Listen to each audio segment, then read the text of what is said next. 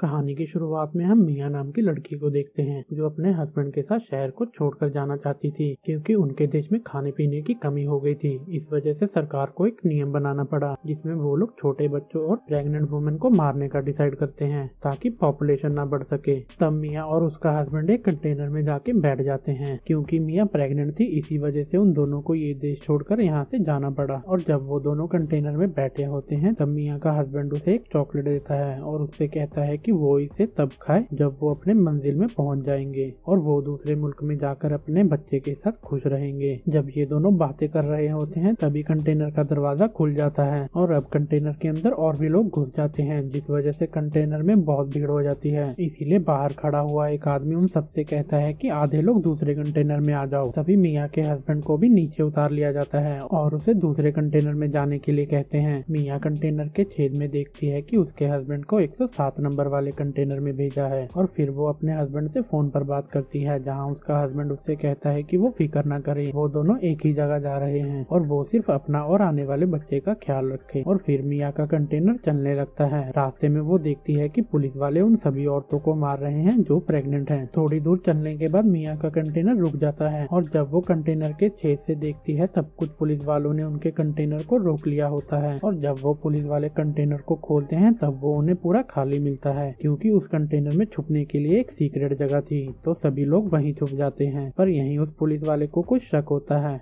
और वो लोगों से बोलता है कि वो अपने आप बाहर आ जाएं वरना वो सबको मार देगा। इसी बीच एक लड़की सामने आ जाती है और वो पुलिस वाला उसे तुरंत मार देता है। ये देख के मिया वहाँ पड़े एक बॉक्स के ऊपर चढ़ जाती है और फिर वो पुलिस वाला सभी को मार देता है। क्योंकि मिया उस बॉक्स के ऊपर चढ़ गई थी इसी वजह से वो बच जाती है। आगे मिया अपने हस्बैंड से फोन पे बात करने का ट्राई करती है पर उसके हस्बैंड का फोन बंद आ रहा होता है। इस वजह से वो बहुत घबरा जाती है। फिर वो वहाँ उन्हीं मरे हुए लोगों का सामान देखने लगती है जो कि उसके साथ कंटेनर में थे और उसे वहाँ से कुछ खाने पीने की चीजें और पानी मिलता है। इसके बाद मिया का कंटेनर शिप में रखवा दिया जाता है और रात के वक्त समुद्र में तूफान आ गया था जिस वजह से मिया का कंटेनर हिलने लगता है और वो मदद के लिए बहुत चिल्लाती है पर उसकी ये आवाज सुनने वाला वहाँ कोई भी नहीं होता। कंटेनर के जोर जोर से हिलने की वजह से मिया का सर एक बॉक्स पे जाके लग जाता है और वो बेहोश हो जाती है। और अब सुबह हो जाती है और मिया को होश आ जाता है और वो देखती है कि उसका कंटेनर समंदर में तैर रहा था। वो अपने हस्बैंड को कॉल करती है पर उसका फोन भी अब टूट चुका था और वो कंटेनर के छेद से देखती है कि 107 नंबर वाला कंटेनर डूब गया था जिसमें उसका पति था। अपने पति की ऐसी मौत देखकर वो बहुत उदास हो जाती है और खुद को मारने की कोशिश करती है और जैसे ही वो खुद को मारने लगती है तभी उसे अपने बच्चे का एहसास होता है। इसीलिए वो मरने का इरादा कैंसिल कर देती है। वो ये सोचकर खुश हो जाती है कि कुछ ही दिनों में उसका बच्चा इस दुनिया में आ जाएगा और ये सोचते सोचते वो सो जाती है। और जब सुबह उठती है तब वो कंटेनर में रखे बॉक्सेस को देखती है और वो उन प्लास्टिक का इस्तेमाल करके सबसे पहले अपने कंटेनर के छेद को बंद करती है। कंटेनर में मिले सामान की वजह से उसने अब अपने कंटेनर को रहने के लायक बना लिया था। और इसी बीच मिया का फोन बजता है जो कि उसके हस्बैंड का था और वो मिया को बताता है कि वो जिंदा है, उसे 107 नंबर के कंटेनर से उतार दिया था। और फिर मिया अपने हस्बैंड को अपने बारे में बताती है। वो उससे कहती है कि वो एक कंटेनर में बंद है और वो कंटेनर समंदर के बीचों बीच तैर रहा है। इसके बाद उसका हस्बैंड कहता है कि वो फिक्र ना करे, वो उसे ढूंढ लेगा, वो सिर्फ अपने बच्चे का और अपना ख्याल रखे। और अपने हस्बैंड से बात करने के बाद मिया को थोड़ा सुकून मिलता है और फिर से एक रात समंदर में तूफान आ जाता है और मिया ये देखकर डर जाती है। तभी उसे बहुत दर्द महसूस होता है क्योंकि अब उसके डिलीवरी का टाइम आ गया था। वो जैसे तैसे अपने बच्चे को कंटेनर में ही जन्म दे देती है। उसको एक लड़की हुई थी। वो अपनी बेटी को गले से लगा लेती है और उसका बहुत ख्याल रखती है। और जैसे जैसे वक्त गुजरता जाता है मिया भी ठीक होने लगती है। पर अब उसके पास पड़ा हुआ खाना खत्म होने लगा था और वो सोचती है कि वो कब तक इस कंटेनर में फंसी रहेगी। तभी उसकी नजर एक ड्रिल मशीन पर पड़ती है जिसकी मदद से वो कंटेनर को काटने लगती है। पर थोड़ी ही देर बाद वो ड्रिल मशीन भी बंद हो जाती है। इसके बाद वो चाकू की मदद से अपने कंटेनर को काटने लगती है पर वो चाकू भी टूट जाता है। और अब मिया के पास न पीने के लिए पानी बचा था और ना ही अब उसके पास खाना था और वो कमजोरी की वजह से बेहोश हो जाती है। तभी उसके मुंह पर बारिश की बूंदें पड़ती हैं जिस वजह से वो होश में आ जाती है और वो बारिश के पानी को डब्बों में भर लेती है और अब वो एक कपड़े की मदद से उस कंटेनर को खोल लेती है और जब वो बाहर आती है तब वो देखती है उसका कंटेनर समंदर के बीचों बीच है। और फिर वो अपनी बेटी को भी बाहर लाती है जहाँ वो उसे धूप और समंदर दिखाती है और उससे बोलती है कि वो दोनों यहाँ से जरूर निकलेंगे। तभी उसे समंदर में कुछ मछलियाँ नजर आती हैं और वो उन मछलियों को पकड़ने की कोशिश करती है, पर वो इस कोशिश में कामयाब नहीं हो पाती। और तभी वो अपने ऊपर एक प्लेन को गुजरता हुआ देखती है और वो जल्दी से कंटेनर के अंदर जाकर एक शीशे को उठा लेती है, जिसकी रिफ्लेक्शन की वजह से वो उस प्लेन को इशारा करके अपनी तरफ बुला सके। पर जल्दी जल्दी में मिया खुद को चोट पहुंचा बैठती है और वो प्लेन भी वहां से चला जाता है। इसके बाद वो कंटेनर के अंदर आकर अपने जख्म को खुद ही सिल लेती है। इसके बाद वो कंटेनर में पड़ी फोन्स की तारों से एक जाल बनाती है, जिसकी मदद से वो अगले दिन कुछ मछलियां पकड़ लेती हैं, जिससे वो अपना पेट भरती है। और कई दिनों तक मिया ऐसा ही करती रहती है और वो रोज अपने नंबर को एक प्लास्टिक के डब्बे में लिख लिख कर समंदर में फेंकती रहती है ताकि कोई तो उसकी मदद के लिए उसके पास आए। और एक रात मिया के हस्बैंड का कॉल आता है जो मिया से कहता है कि उसे माफ कर दो, वो उसे बचाने नहीं आ सकता, उसे पुलिस ने पकड़ लिया है और उसे गोली भी लगी है। और तब मिया अपने हस्बैंड को बताती है कि हमारी बेटी हुई है और वो बिल्कुल उसी पर गई है, पर उसी वक्त उसका फोन बंद हो जाता है। इस वजह से मिया बहुत रोती है और वो कंटेनर के ऊपर ही सो जाती है। और अब कंटेनर में रहते रहते उसको 1 महीना गुजर जाता है क्योंकि उसने कंटेनर में रखी हुई सारी चीजें इस्तेमाल कर ली थी। इस वजह से अब उसके पास कुछ भी नहीं है और अब वो कंटेनर के अंदर रखे बॉक्सी से एक छोटी सी किश्ती बनाती है जिसमें वो अपनी बेटी को रखती है। और तभी उसे वहाँ एक पक्षी दिखता है, जिस वजह से वो सोचती है कि आसपास जरूर कोई जमीन होगी। और फिर थोड़ी देर बाद रात हो जाती है और मिया के कंटेनर में पानी भरने लगता है और उसकी मरी हुई बेटी की तस्वीर कंटेनर के अंदर गिर जाती है। और जब वो उसे लेने जाती है तब उसका पैर रस्सियों में फंस जाता है और इसी बीच उसके छोटी बेटी की किश्ती भी पानी में गिर जाती है। और मिया जैसे तैसे उस कंटेनर से बाहर निकलती है, पर अब उसे अपनी छोटी बेटी कहीं नजर नहीं आती और वो पागलों की तरह उसे यहाँ वहाँ ढूंढने लगती है। दूसरी तरफ मिया की बेटी के पास एक बहुत बड़ी वेल आ जाती है और जब वो वेल उस पर पानी गिराती है तब मिया की बेटी जोर जोर से रोने लगती है। मिया अब उसकी आवाज सुनकर उसके पास आ जाती है और वो अपनी बेटी से कहती है कि वो सिर्फ उसी की वजह से जिंदा है। और फिर मिया उसी किश्ती का सहारा लेकर वहाँ सो जाती है। और जब सुबह होती है तब मिया की आँख खुलती है और वो कुछ मछलियों को बॉक्स से निकालकर समंदर में फेंकने लगती है, जिसकी वजह से कुछ पक्षी उसके ऊपर मंडराने लगते हैं। तभी दूर से एक औरत उसको देख लेती है